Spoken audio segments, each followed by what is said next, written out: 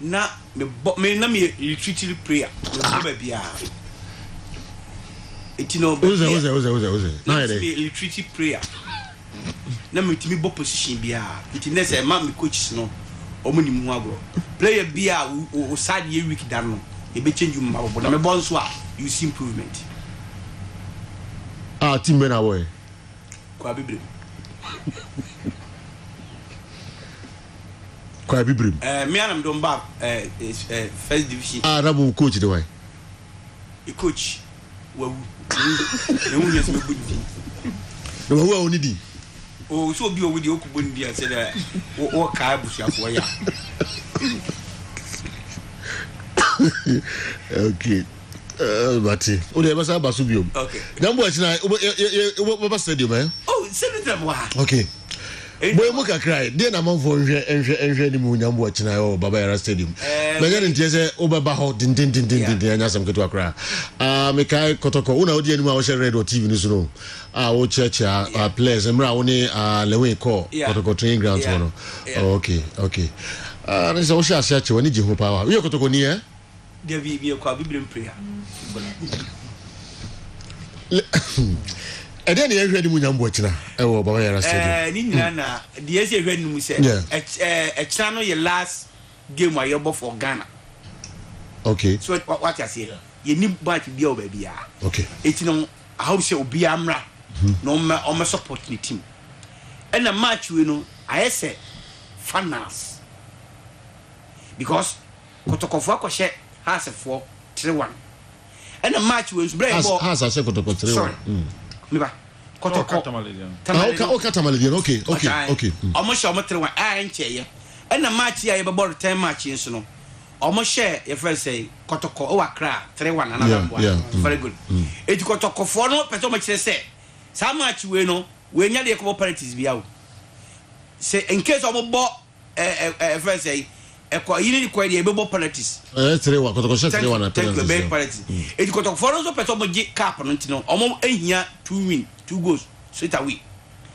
And the house for us person mo say ahayo mu home. Eto o makotoko for emro mo piri no ntukwa bia to mabebo o mabeje ka o mabebo no magic cap no. Eto mo say anya bi kura no omo so be se kotoko first 2-1. Aye big debate. Na nikasem ni say I say ball no I the last game I have for the year. It made me feel say a channel ye nije da kwasiada obi emra park no ma hwe de be koso activities bebre de be ko music be koso drama ni ade bebre be koso ansana president and katan so e be ba abe present cap it's a marvelous you can't get this thing anywhere unless Baba Yara Sports Stadium. So each and everyone, if you stand up, you wake up and you see your blood is circulating in your body, then you have to be there. Thank you, I'm finished. No comment again. Finish. No questions you want. No comment. Was it ADF we stand above? Wow.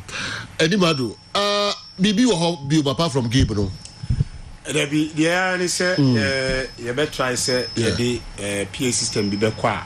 You be born you dey. Okay. I dey take fans na answer na kick off time no etumi answer. Papa we dey na oba be your stadium. Am for person be ti kakra akrobato. Musician. O video na mo yi na tare e hye no na o hye my sports organization atade. Okay. Esi ne ne sha so na ne wie. Won krane ne na. Okay. And the winning tea. Kumasi so one kwenya. I say dates we are not tired games by 6 match and 6 match we no make game. Menu acrobat 20 hobby. Okay. We crow Jumedi and so friends and him. My baby na my bebo. Nti medana se audio cia yo. And we say yin promote viewers. Ghana nyan in fear na o man penisi yen si akan.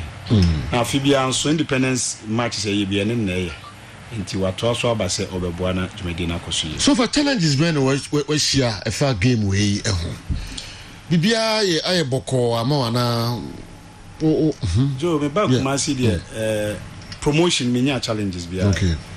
No crane say me penny or say Kwame despite me than assistance we are quite private business kakra ba me sere kwan no Father Dixon ma me kwan e bedu Kumasi de ensentrofo nyina e wo Kumasi nyina Kesbin FM Kesbin TV media aseda ama omu nyina media aseda ma omu nyina ni media houses there aye problem kakra ye unse two teams in negotiations ajo se bibia ma kada achukra me nya bibi nkanche me ba se me ya ade we no experience me nya omu ni echina bi se me ti radio so kwara me ye programmer so obi kan bibia efe ni bi kan bibia ana se obi kan bibia me hu se de o kan me hye bi o ba bi da enti eno so boa enti unya challenges e boa ma arabo no which we try na ko enim ti challenges ni aye two teams no but the man hu ni say say o de abotre dwa abo atate hu ni nso o ne o delay a ade ehia pa ya abotre alright dey nya because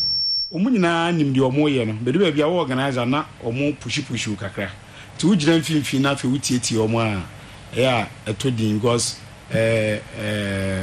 guest player hu ehuru ya but etoye referee sem woni ade no so ehuru ya eno so ato oh bo homodin ye papa any man is otia na maker obi a wotimi organize kotoko hat of this is not the first time why you be one cry kotoko all these ne hat of all this ni na wotimi ya ba na game way no be any second leg in intimi maso jo e do be o say respect if any time because say wa kona if any so oboliga me for say me Ghanaian and there be me as well am sure ra question the chama ka je ne say on forget sa EPL no yes ye benya time yes synchronization na de dwan maso me feel say enuma bi a enkoye ne entoto ba ye ne abrofo no time be pani are me ne me nkwa de ana me feel say enye yi enti ya ne yensu yesua bi se ne be ya ye behu nyoma bi na ye kasa ne etumi akani yem say me start years our games from 2010 ye bia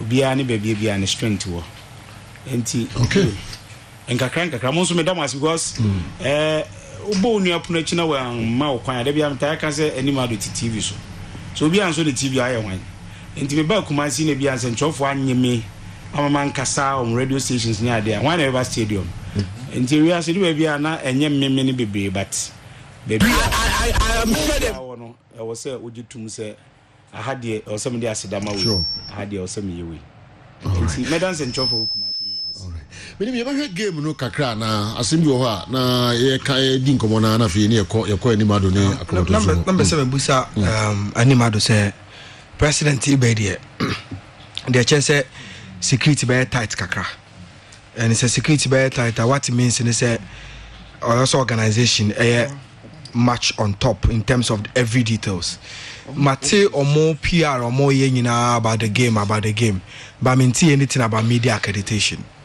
There's a precedent but what it means that security will hold tight and you need to be identify say we media man we media man we will access or how we will access or how na kofa when but na nko for adwumadi obeso mudinti so nko betima ma any update on media accreditation and I say what is the plan for the media community. No, I'm say you could share a stakeholders meeting accreditation here also printing na 500 you printing na no permit ka say they also the commerce sports authority no chema security for no media kwa come okay media houses no they can say we ye Ghana ena nya nemfie ena yedi na your media center so e wo ha ye kogina kwa commentary they can say eno they anya accreditation na mum wo station ID oba fabra na wo nkura dia just e wo ticket na kwotna stand no but a page na so TV coverage nya there ye woni nyina accreditation no nra ye Ghana CS on committee chairman din ko bisa o mse ko match ba ko no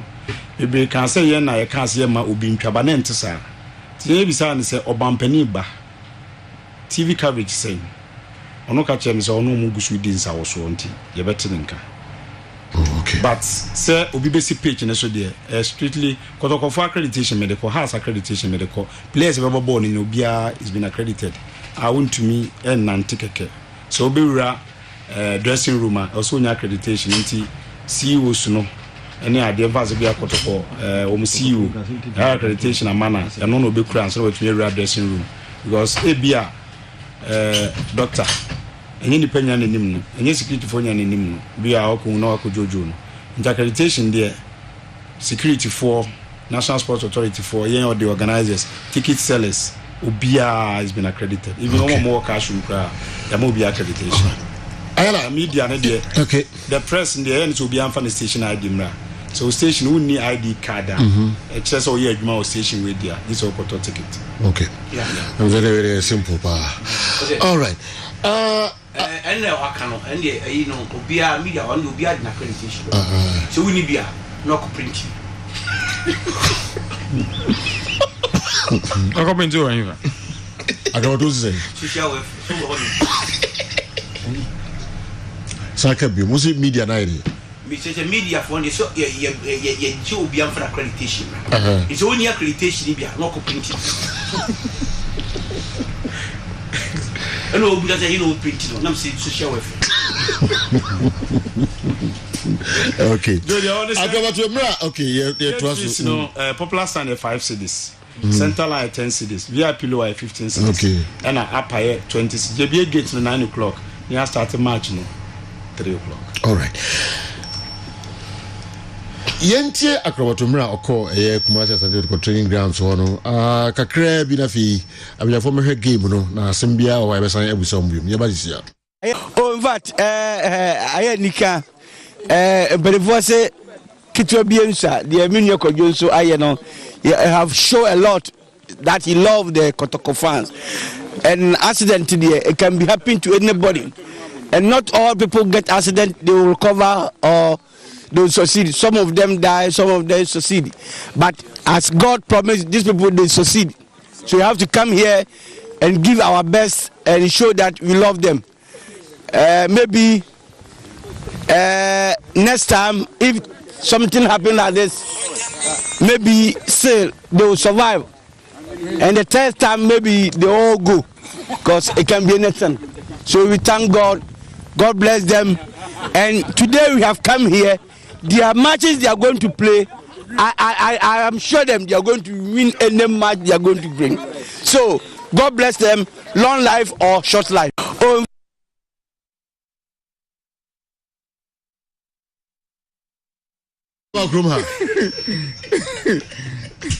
it's welcome for Bakruma.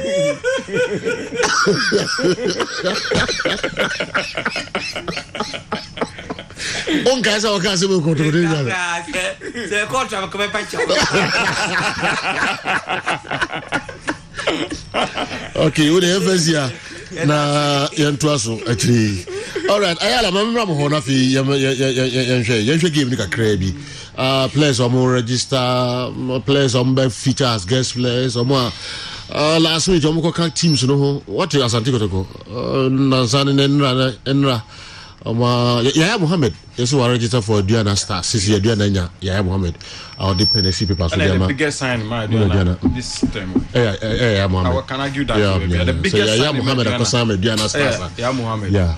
Nti ya nona ewo television no so na mohwe no asaso na Kumasi Asante Kotoko sisi ade Wahab Adams so yo modia omo assign no sanso na Michael Abu goalkeeper drops Kotoko ya goalkeeper this time Woko Africa technical member the betche me be this my suspicion is that so deal number Jatuma so wako that's my suspicion. Okay. Yeah, because goalkeeper more already free, but Amakofa this guy from Nanya FC guy no so register no. Oh, okay. Yeah.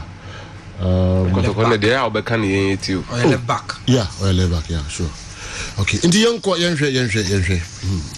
grown up. And that's Samuel Safo from Liberty Professional. Yeah, Mafaro. For Safo Madini, the information I mentioned said Abrantia no Akacha Kotoko for some loan move be for 5 months in Europe. Samuel Safo, Liberty captain. Okay. Loan deal 5 months. Europe. Okay. So Koboba Sana Bibia. Nani and in your friend, is it Najib Abbas Bibisa? Yeah. And I feel Jordan Opoku. Players are more to me.